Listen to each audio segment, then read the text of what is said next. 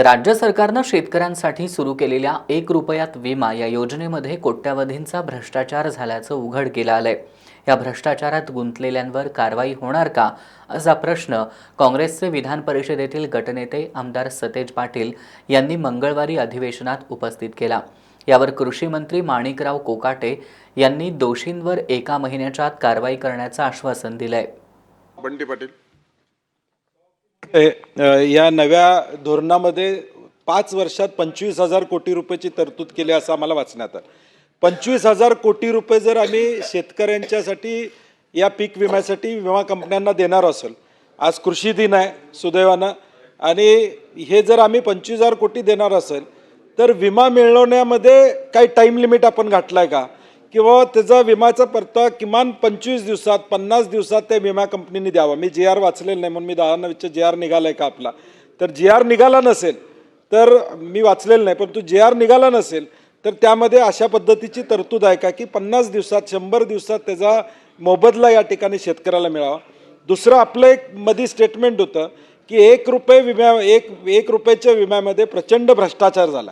आपण मगाशी आता जाहीर केले की विमा कंपन्याला ब्लॅकलिस्ट करणार, ते स्पेसिफिक माझा प्रश्न आहे किती दिवसात तुम्ही ब्लॅकलिस्ट करणार, आणि 1 रुपये विमा योजना जी होती त्यामध्ये भ्रष्टाचार झाला, जर कृषी मंत्री म्हणून आपण जर जाहीर करत असतील तर त्याच्यावर कारवाई होणार का?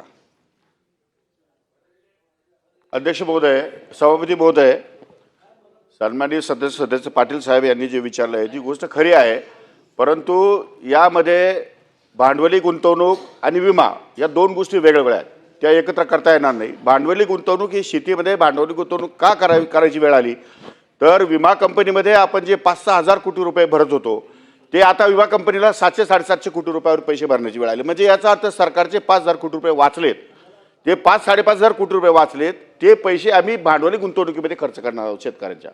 पण त्याला क्रॉप कव्हर आहे, त्याला मल्चिंग पेपर आहे, त्याला ड्रीप आहे, त्याला गोडाऊन्स आहेत, म्हणजे शेतकऱ्यांना भांडवली गुंतवणुकीसाठी जे पैसे लागतात ते पैसे याच्यासाठी आपण 5,000 कोटी रुपये दर वर्षाला खर्च करणार आहोत। असे मिळून 5 वर्षामध्ये 25,000 कोटी रुपयाची गुंतवणूक आपण शेतीमध्ये करणार आहोत। त्यामुळे त्याचा आणि विमा कंपनीचा काही संबंध नाही, परंतु विमा कंपनीच्या बाबतीत जर कोणी तक्रार केली असेल आणि तो जर दोषी सापडला तर त्याच्यावर महिनाभराच्या आत त्यात कारवाई करण्यात येईल। विरोधी पक्षनेते ती विमा द्यायला पीक कापणी जोपर्यंत होते तोपर्यंत विमा कसं देणार? पीक कापणी प्रयोग झाल्यानंतरच, पीक कापणी प्रयोगाची अट असल्यामुळे पंचनामा झाल्यावर NDRF मधून लगेच मदत मिळणार। सदस्य महोदय, NDRF मधून लगेच मिळणार, पण पीक विम्याची जी पद्धत आहे पीक कापणी प्रयोग केल्याशिवाय त्याला त्याचं उत्पन्न ग्राह्य धरता येणार नाही। 15 महिना पीक कापणी झाल्यानंतर महिनाभराच्या आत हो 30 दिवस